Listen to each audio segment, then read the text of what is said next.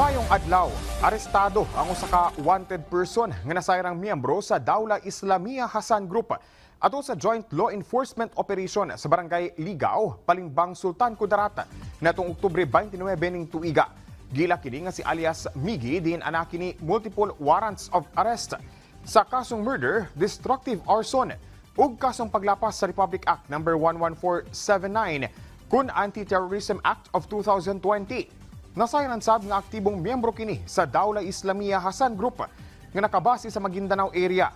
Usasab kini kakanhing miyembro sa Ansar al-Khilafa Philippines. Ato sa mga operasyon na recover sa mga otoridad ang usa ka anti-personnel mine gikan sa Dinakpan. Ana na kini sa kustodiya sa kapulisan alang sa saktong disposisyon.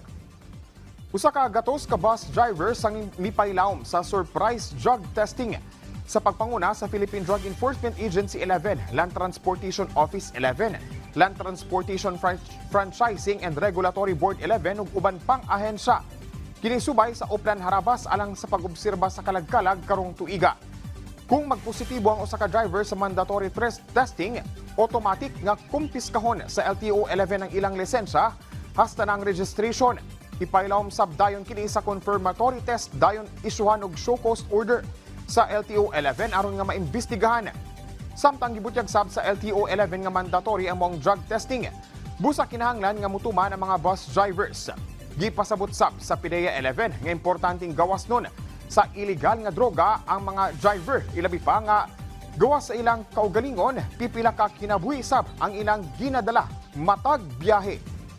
Naa sa isa sa among tao magkanta kog interview kung asa niya nakuha ang drugs, asa niya napalit para pud katong tao nga kuan mo na puto ang subject sa among investigation. Siyempre before na nila na acquire na gamit, napalit gyud na nila. Ug mo kadto ang mga nagunang balita dinhi sa PTV Davao. Ako si Jay Lagang para sa Pambansang TV sa Bagong Pilipinas.